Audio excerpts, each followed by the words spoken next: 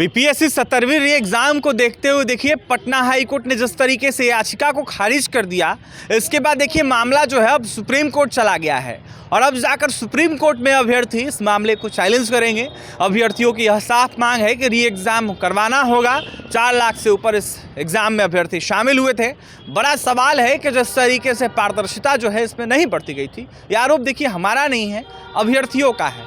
फिलहाल देखिए इस वक्त हमारे साथ छात्र नेता सौरभ हैं।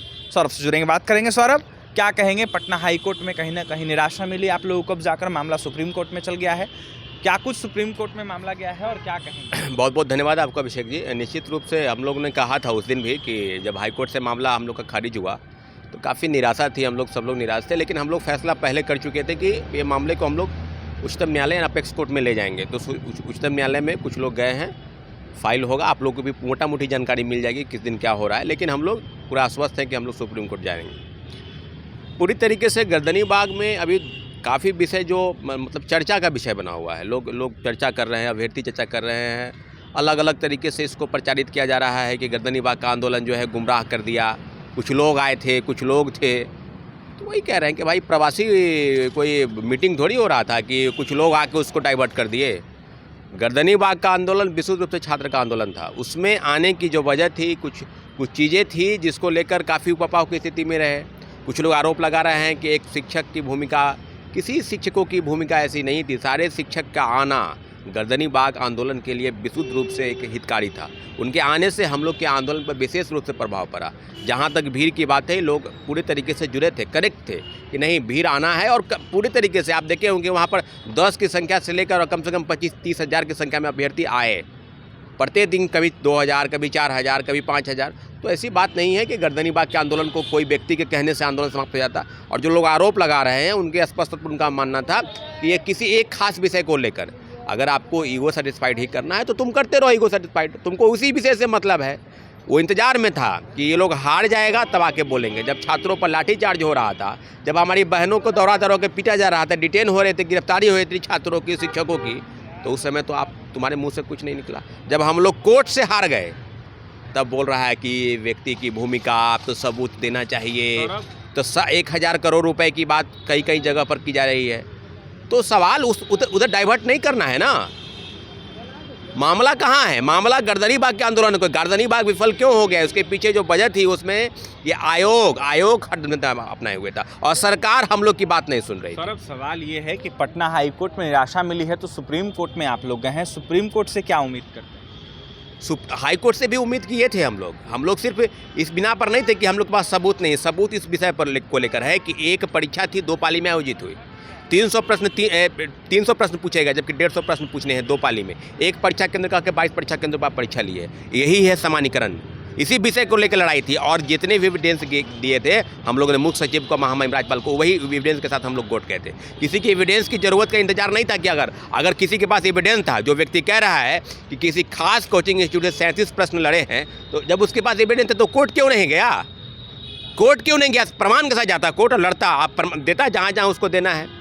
जिस आयोग को, जिस कमीशन को या कोई जांच एजेंसी अगर जांच कर रही है उसको देता कि हाँ इस क्वेश्चन इस सेट से मिला है।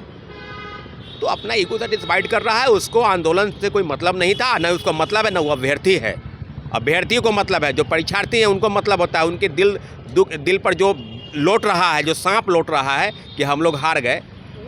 पूरी तरीके से गर्दनी बाग हारा नहीं है, गर्दनी बाग को हराया गया है। हम लोग कोर्ट में हारे नहीं हैं, हम लोग को कोर्ट में हराया गया है। कोर्ट के फैसले का सम्मान करते हुए हम लोग सुप्रीम कोर्ट जाएंगे। और निश्चित रूप से गर्दनी बाग का आंदोलन विशुद्ध रूप से छात्र का आंदोलन था और आने वाले समय में इस तरह का पूरे देश में इस तरह का कोई आंदोलन आपको दिखाई नहीं देगा, क्योंकि 101 दिन तक चला था आंदोलन। हाँ, ये बात सही है कि जिस प्रकार से चीज़ों को दिखाने का प्रचार कुछ लोग कर रहे हैं, बस यूँ ही प्रचार करते रहेंगे, यूँ ही अपना डिग्रियाँ पीटते रहेंगे। उनके कहने से, उसके कहने से कुछ नहीं होने वाला है। अभ्यर्थी निराश हो रहे हैं पटना हाई कोर्ट के फैसले को देखते हुए, उन अभ्यर्थियों को संदेश क्या जाए? देखिए, मेंस परीक्षा में जो लोग बैठ रहे हैं उनको शुभकामना देते हैं, क्योंकि हमारी लड़ाई आपसे नहीं है। आप पीटी पास किए, मेंस में आप बैठने में आ रहे हैं। इस महीने के अंत में मेंस शुरू होगी। हम लोग स्पष्ट तौर पर मानते हैं कि जो गड़बड़ी हुई है, उस गड़बड़ी का नतीजा, उस गड़बड़ी का फलाफल आपके रिजल्ट पर भी प्रभावित होगा। हम लोग इस बात को लेकर चल रहे हैं। हम लोग किसी एक खास के लिए नहीं, कुछ खास के लिए नहीं, सब के लिए लड़ाई है। लड़ाई जितने मेस में बैठने वाले उनका भी मानना था कि पीटी परीक्षा में व्यापक तौर पर गड़बड़ी हुई है। अभिषेक जी, पूरी तरीके से हम लोग निराशा के भाव में हैं, लेकिन कुछ लोग जले पर नमक छिड़क रहे हैं, उन लोग को भी चेतावनी देते हैं कि छात्र हित से मतलब अगर नहीं है तो दूर हट के बयानबाजी करने से, मीडिया में बयान देने से नहीं होगा। अगर वाकई में तुमको अगर लड़ाई था तो गर्दनीबाग के आंदोलन को कहीं अलग तुम ले जाते, अलग से लड़ते छात्रों के लिए, क्योंकि वहाँ पर गलत लोग बैठे हुए थे। तुम सही थे, तुम अलग बैठते। रन छोड़ के भागने वाला व्यक्ति आज 3 महीना के बाद आकर बयान दे रहा है। ऐसे ऐसे लोग और कहते हैं कि हम छात्र नेता हैं।